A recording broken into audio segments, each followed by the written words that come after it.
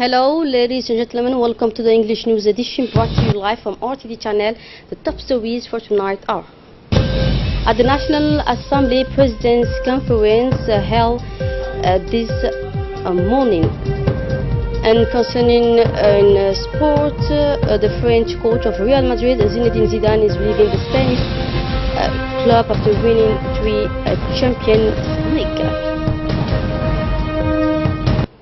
Let's get into the details now. After the under the chairmanship of Mohammed Ali Ahmed, the conference of chairmen of the various committee and chairmen of the parliamentary groups was held on Thursday yesterday. And at this conference, the government was represented by the Prime Minister Abdul Qadir Kamil Mohammed. The conference of presidents has deals first of all with the transmission of the appropriate standing committee of 3 bills. Namely draft law number 13 of 2018, bearing ratification of the loan agreement concluded between the Republic of Djibouti and the Exim Bank of China for the trans-boundary water supply project. Draft law number 14 of 2018, ratifying the law agreement between the Republic of Djibouti and the OPEC Fund for International Development concerning the financing of the road project access to the port of Tajura. And draft law number 15, creating the National Agency of Disabled People. In the second phase, the conference fixed the day of Monday, June 11, 2018 for the examination and the vote of the bill, of which the study has already been made by the Permanent Commission. The President of the National Assembly also specified that the public session focus on the resumption of the general policy debate will be organized on Monday, June 25, where current issues will be addressed, including the consequence of the latest flood and measures to be taken to help the affected population. And still at the National Assembly, the President of the National Assembly, Mohammed Ali Ahmed, also received today the Somali delegation led by the Minister of Foreign Affairs, Ahmed Isa Awad, who started yesterday a working visit in the country. Relation between the Republic of Djibouti and Somalia, an effort to revive Somali institutions, were the focus of the talks. The head of Somali diplomacy was received yesterday by the head of state, Ismail Magule. In addition, several cooperation agreements, let's recall, it was signed between the two countries yesterday at the Foreign Affairs Department.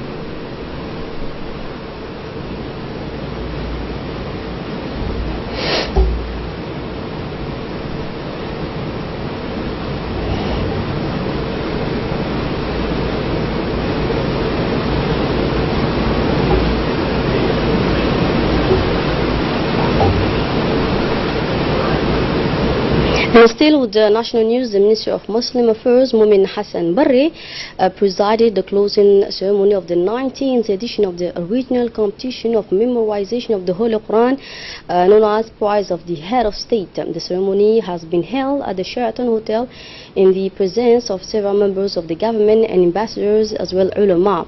The closing ceremony has been interrupted after 3 days of competition between the candidates on 3 levels.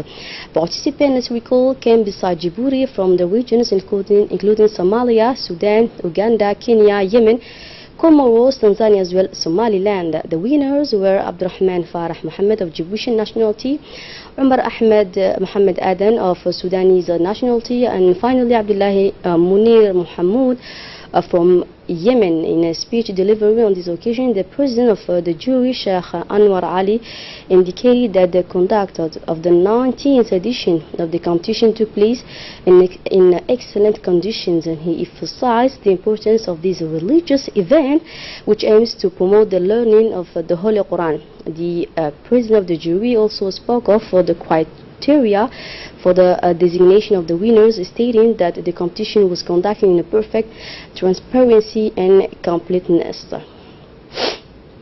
On his side, the Director of Muslim Affairs, Al-Saleh Ahmed Abdullah, emphasized the importance of the organization of this competition, which is the most important at the level of Eastern Africa. The Ministry of Muslim Affairs has organized, he said, this regional competition to storm the Holy Quran every year during the holy months of Ramadan. Let's recall, he said that the President of the Republic, Ismail Margili, will receive those winners of each level of these annual competitions. And by taking the floor, the Minister of Muslim Affairs, Mumin Hassan Barri, expresses his joy to attend the ceremony for the memorization of the Holy Quran.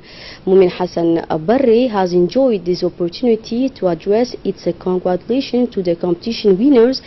This competition, he says, is aimed at improving communication with French countries and consolidating the links of friendship between the people of Eastern Africa and the people bordering the Red Sea. The Minister, Mumin Hassan Barri, has preached the preachers and teachers who teach the Holy Quran to demonstrate the message of peace, love, as well tolerance of Islam religion. The Minister of Muslim Affairs, Culture and Waqf said that it perfectly illustrates the will of the national authorities and above all for the President of the Republic, Ismail Margili, to encourage the learning of the Holy Quran. He then reminded that this competition launched by the head of state is today considered as a regional event very expected. The Minister of National Education and Vocational Training, Mustafa Mohammed Mahmoud, led today the work of a meeting bringing together the heads of education with the local group of education partners known as LEG. The agenda was for the implementation of the Djiboutian School Transformation Project and the Rural Electrification Projects for solar energy.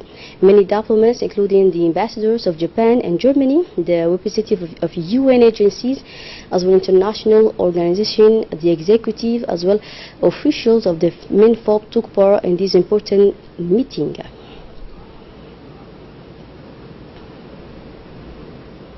The MINFOP Secretary General Mohammed Abdullah Mahyoub made a broad presentation of the MINFOP action plan. He spoke about the vision and strategic orientations of the project, namely the quality of teaching and the strengthening of preschool education, the advent, he said, of an inclusive school and the steering of the school system. He then declined the priority intervention access in each of the major components of this project. He reminded that this project is part of the vision of the head of state, Ismail Margili, who wants to offer Djiboutian children the same opportunities for education and learning children in developed countries. Air Djibouti becomes the carrier of the pilgrims of Horn of Africa this year, since the national company will route, in addition to the Djiboutian pilgrims, the Somali pilgrims to Mecca at the end of an arrangement signed this morning between Air Djibouti Company and the Somali company known as African Express. Air Djibouti proposed to route some 2,600 Somali pilgrims from the different regions for the pilgrimage in the holy place of Islam. The agreement was signed this morning between the Air Djibouti General Manager Abdurrahman Ali Abdullahi and the African Express Airways Somali Director Professor Abdurrahman Adan Ibrahim, also a former Somali Prime Minister. The Regional Council of Tajura yesterday distributed dates to 500 vulnerable families. This gift is granted by the First Lady and President of the UNFD, Mrs. Khadra Mohamed Haid. It will reach 11 localities of the Doura sub-prefecture. The transportation of the dates boxes was ensured by the Tajura Army.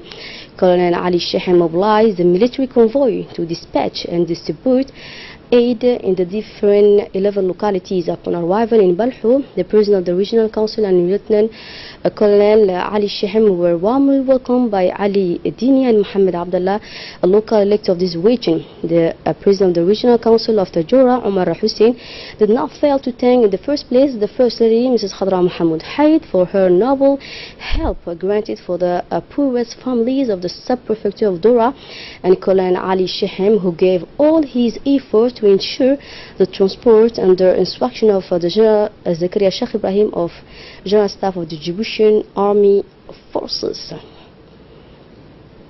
The population touched by this donation thanked the First Lady for this support. Comes at the right time. The Balho population's remote area on the Ethiopian border has largely thanked for this aid granted by the First Lady Khadra Mohammed Haid. Women and men and all praise this strong gesture of the First Lady who will allow the break-up of the fast in the best conditions. Previously, some residents broke up the fast with water and dry cakes in this area where poverty is glaring. Moreover, since the breakdown of WFP food ration, the population was suffering a lot from hunger, and the meal of decent food was a luxury that few people could not in these areas. The granting of the food donation of the First Lady will change now the situation. The breaking of the fast, one of the pillars of our Islamic religion, will be done in the best conditions for families. In addition to food aid, the population has enjoyed receiving very useful cooking utensils. 11 remote areas, let's recall, have benefited from food aid granted by the First Lady, Mrs. Khadra Mohammed Haid, who will relieve and improve the living conditions of many poor families, especially during this period of Ramadan. A fire broke out around 9 a.m. Today in neighborhood 7. The fire having destroyed 8 houses immediately when the firefighters went to the scene of the disaster. They received support from Djibouti electricity technicians who cut off electricity in this residential sector. The fire soldier quickly controlled the fire, except the destruction by fire of 8 houses. No human losses is fortunately to deplore. The families affected will have to be taken care of by the sub-prefecture of the house momentarily. With the arrival of strong heat, the director of the civil protection is asking the entire population of Djibouti to be more vigilant. We learn right now that another fire broke out in neighborhood 7 this time. Immediately, the firefighters who quickly went to the scene were able to quickly control the fire. There are no casualties at the moment. However, the causes of this fire remain unknown, but the fire destroyed 10 houses in this neighborhood 6.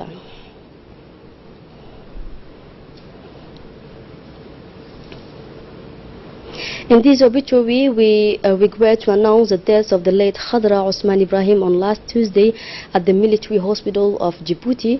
The deceased was born in 1956 in Demerjok. She leaves behind her a large family, including 5 children and 5 grandchildren. She was the wife of Ali Salah Yusuf, trader and member of the committee known as Sojik.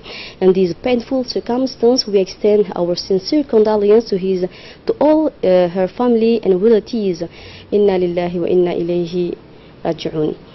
Let's get into the international news now. Kenyan President Uhuru Kenyatta and opposition leader Raila Odinga and their deputies on Thursday yesterday exchanged hugs and apologized, cementing their pledge to promote unity and after fractious and bloody election. Mohammed Adan, tell us more. Kenyan President Uhuru Kenyatta and opposition leader Raila Odinga apologized on Thursday for the murderous vote swapped in the controversial 2017 elections, a symbolic gesture to support their pledge to work for reconciliation in the country after a surprise handshake in March symbolizing the end of their confrontation. The two men fell into the arms of each other several times in a very relaxed atmosphere on the occasion of the national prayer organized in Nairobi, an annual event in which political leaders pray for the nation, as if to reinforce the scope of that gesture, the two men who have ceased to be called my brother were accompanied on Thursday by Vice President William Ruto and Raila Odinga running mate Kalonzo Musyoka, who also presented apologies and exchanged praises as first since the elections. We campaigned against each other. We said nasty things to each other, and today I apologize and wish to apologize, said the re-elected president in 2017 before the other three men said do the same. Never again will a Kenyan die because of an election, said Raila Odinga, referring to the months of violence that accompanied 2017 elections and at least 100 casualties, most of them killed by the police. Nobody has anticipated this turnaround in Kenya, where changes of alliance are nevertheless commonplace overnight. Mr. Odinga, who had even been symbolically invested president January 30, stopped his attack. The Danish parliament has approved a ban on the wearing in public places clothing that completely cover the body or face, such as burqa and niqab. More details with Hinda Ibrahim. On Tuesday became the latest European country to ban the Islamic full-face veil in public space in a move slammed by human rights campaigners as violation of women's rights. Anyone who wears a garment that hides the face in public will be punished with a fine, says the law, which was passed by 75 votes to 30 in Danish parliament. Presented by the central-right government, the legislation was also backed by Social Democrat and the far-right Danish People's Party. The new rule will take effect on August 1. Wearing a burqa which covers a person's interface or the niqab which only shows the eyes in public will lead to fine of 1,000 kroner. The ban also targeted other accessories that hid the face, such as balaclavas and false periods. Repeated violation will be fined up to 10,000 kroner. It is not known how many women wear the niqab and burqa in Denmark. Russian Foreign Minister Sergei Lavrov met with the North Korea leader Kim Jong-un in Pyongyang on Thursday.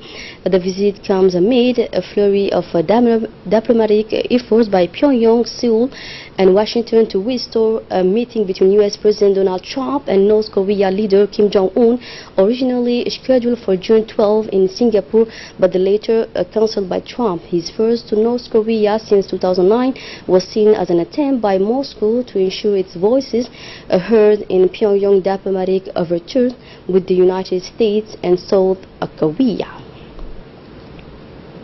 In Ukraine now, Ukraine staged the murder of a Russian dissident journalist in Kiev on Tuesday in what it said was a stick operation to fool a Russian assimilation plot. Babchenko sent shock waves around the world when he arrived at the news conference on Wednesday, less than 24 hours.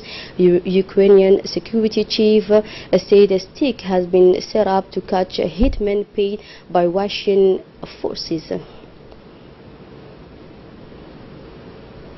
Sports now. The French coach of Real Madrid, Zinedine Zidane, is leaving the Spanish club after winning 3 Champions League. He announced in a press conference on Thursday in Madrid. After 2.5 seasons and 3 Champions League, the iconic football player had made up his mind. Let's see it. The Thunder Club at Real Madrid, where the triple winner of the Champions League, Zinedine Zidane, decided to leave the Merengue club. A decision that surprised the management but also the supporters of the Madrid club.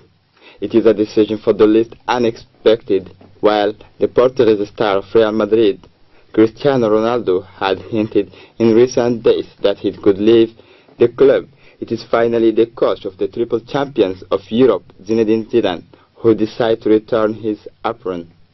A departure that, according to Real Madrid president Florentino Perez himself, is unexpected as well as regrettable, even though he assured at a press conference that he was convinced that Zidane would come back someday.